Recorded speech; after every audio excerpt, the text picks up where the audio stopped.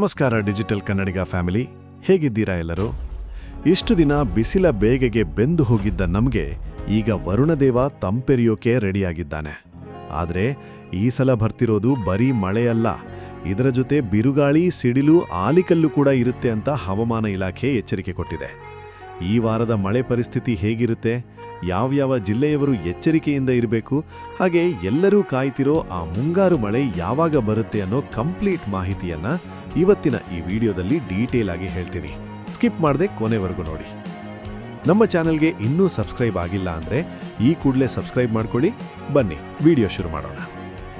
ಸ್ನೇಹಿತರೆ, ಹವಾಮಾನ ಇಲಾಖೆ ಈಗಷ್ಟೇ ಕೊಟ್ಟಿರೋ ಬ್ರೇಕಿಂಗ್ ನ್ಯೂಸ್ ಏನಪ್ಪಾ ಅಂದರೆ, ರಾಜ್ಯದ ಸುಮಾರು 7 ಜಿಲ್ಲೆಗಳಿಗೆ ಆರೆಂಜ್ ಅಲರ್ಟ್ ಘೋಷಣೆ ಮಾಡಲಾಗಿದೆ. ಆರೆಂಜ್ ಅಲರ್ಟ್ ಅಂದರೆ ಏನು ಗೊತ್ತಾ? ಮಳೆ ತುಂಬಾನೇ ಜೋರಾಗಿರುತ್ತೆ. ನೀವೇನಾದರೂ ಹೊರಗಡೆ ಹೋಗೋ ಪ್ಲಾನ್ ಇದ್ರೆ ಸ್ವಲ್ಪ ಹುಷಾರಾಗಿರಬೇಕು ಅಂತ ಅರ್ಥ. ಆ ಜಿಲ್ಲೆಗಳು ಯಾವ್ಯಾವು ಅಂದರೆ ಬೆಳಗಾವಿ, ಧಾರವಾಡ, ಗದಗ್, ಹಾವೇರಿ, ಚಿಕ್ಕಮಗಳೂರು, ಹಾಸನ ಮತ್ತು ಮಂಡ್ಯ. ಈ ಜಿಲ್ಲೆಗಳಲ್ಲಿ ಬಿಟ್ಟು ಬಿಡದೆ ಆಲಿಕಲ್ಲು ಮಳೆಯಾಗೋ ಸಾಧ್ಯತೆ ಇದೆ.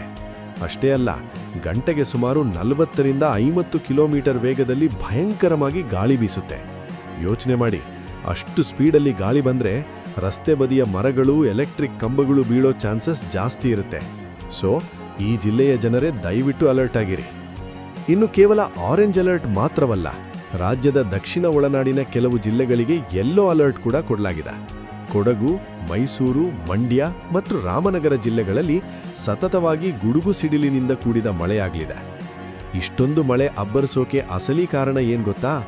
ನೈಋತ್ಯ ಬಂಗಾಳ ಕೊಲ್ಲಿಯಲ್ಲಿ ಉಂಟಾಗಿರುವ ತೀವ್ರ ವಾಯುಭಾರ ಕುಸಿತ. ಈ ಚಂಡಮಾರುತದ ಪ್ರಭಾವದಿಂದಾಗಿ ಮೋಡಗಳು ಚುರುಕುಗೊಂಡಿವೆ. ದಾವಣಗೆರೆಯಲ್ಲಂತೂ ಈಗಾಗಲೇ ಮಳೆಯ ಆರ್ಭಟ ಶುರುವಾಗಿದೆ. ಮಳೆಯ ತೀವ್ರತೆ ಎಷ್ಟಿದೆ ಅನ್ನೋದನ್ನ ನಾವೀಗಾಗಲೇ ಲೈವ್ ದೃಶ್ಯಗಳಲ್ಲಿ ಗಮನಿಸ್ತಿದ್ದೇವೆ. ಬೆಂಗಳೂರಿನ ಕಥೆ ಏನು ಅಂತ ಕೇಳೋದಾದರೆ, ಸಿಲಿಕಾನ್ ಸಿಟಿಯಲ್ಲಿ ಮುಂದಿನ 2 ದಿನಗಳ ಕಾಲ ಫುಲ್ ಮೋಡ ಕವಿದ ವಾತಾವರಣ ಇರುತ್ತೆ. ಹಗಲೆಲ್ಲ ಸ್ವಲ್ಪ ಸೆಕೆ ಅನಿಸಿದ್ರೂ ರಾತ್ರಿ ಹೊತ್ತಿಗೆ ಸಾಧಾರಣ ಮಳೆಯಾಗೋ ನಿರೀಕ್ಷೆ ಇದೆ. ನಗರದ ತಾಪಮಾನವು ಗರಿಷ್ಠ 34 ಡಿಗ್ರಿ ಸೆಲ್ಸಿಯಸ್ ದಾಖಲಾಗೋ ಸಾಧ್ಯತೆ ಇದೆ. ಸ್ನೇಹಿತರೆ, ಮಳೆ ಬರ್ತಿದೆ ಅಂತ ಖುಷಿ ಪಡೋದ್ರ ಜೊತೆಗೆ ಒಂದು ಎಚ್ಚರಿಕೆಯ ಮಾತನ್ನು ನಾನು ಹೇಳಲೇಬೇಕು. ನಿನ್ನೆಯಷ್ಟೇ ಉತ್ತರ ಪ್ರದೇಶದಲ್ಲಿ ಇದೇ ರೀತಿ ಬಂದ ಭಯಂಕರ ಬಿರುಗಾಳಿಗೆ ಸುಮಾರು 89 ಜನ ಪ್ರಾಣ ಕಳ್ಕೊಂಡಿದ್ದಾರೆ. ಸಾಮಾನ್ಯ ಮಳೆ ಅಂತ ನಿರ್ಲಕ್ಷ್ಯ ಮಾಡಬೇಡಿ. ಅದಕ್ಕೆ ನಾನು ಪದೇ ಪದೇ ಹೇಳ್ತಿರೋದು, ಮಳೆ ಬಂದಾಗ ಯಾವುದೇ ಕಾರಣಕ್ಕೂ ದೊಡ್ಡ ಮರಗಳ ಕೆಳಗೆ ಅಥವಾ ಹಳೆಯ ಗೋಡೆಗಳ ಹತ್ತಿರ ನಿಲ್ಬೇಡಿ. ಅಗತ್ಯ ಮುನ್ನೆಚ್ಚರಿಕೆ ಕ್ರಮಗಳನ್ನು ತೆಗೆದುಕೊಳ್ಳಿ. ಈಗ ರೈತರಿಗೆ ಮತ್ತು ಕನ್ನಡಿಗರಿಗೆ ಒಂದು ದೊಡ್ಡ ಸಿಹಿ ಸುದ್ದಿ. ಈ ವರ್ಷ ಮುಂಗಾರು ಮಳೆ ಸರಿಯಾದ ಸಮಯಕ್ಕೆ ಬರ್ತಿದೆ. ಹವಾಮಾನ ಇಲಾಖೆ ಹೇಳ್ತಿರೋ ಪ್ರಕಾರ ಮೇ ತಿಂಗಳ ಮಧ್ಯಭಾಗದಲ್ಲೇ ಅಂಡಮಾನ್ ದ್ವೀಪಗಳಿಗೆ ಮುಂಗಾರು ಕಾಲಿಡಲಿದೆ. ಅಂದರೆ ಅಲ್ಲಿಂದ ಕೇರಳಕ್ಕೆ ಬಂದು ಜೂನ್ ಮೊದಲ ವಾರದಲ್ಲೇ ಕರ್ನಾಟಕಕ್ಕೂ ಎಂಟ್ರಿ ಕೊಡಲಿದೆ. ಎಲ್ಲವೂ ಅಂದುಕೊಂಡಂತೆ ನಡೆದ್ರೆ ಈ ಬಾರಿ ಮಳೆ ಬೆಳೆ ಚೆನ್ನಾಗಿ ಆಗೋದ್ರಲ್ಲಿ ಸಂಶಯವೇ ಇಲ್ಲ. ಸೊ ಇದಿಷ್ಟು ಇವತ್ತಿನ ಹವಾಮಾನದ ಪ್ರಮುಖ ಅಪ್ಡೇಟ್ಸ್. ನಿಮ್ಮ ಊರಲ್ಲಿ ಈಗ ಮಳೆ ಬರ್ತಿದೆಯಾ ಅಥವಾ ಬಿಸಿಲು ಹೇಗಿದೆ ಅನ್ನೋದನ್ನ ನಮಗೆ ಕಮೆಂಟ್ ಮಾಡಿ ತಿಳಿಸಿ.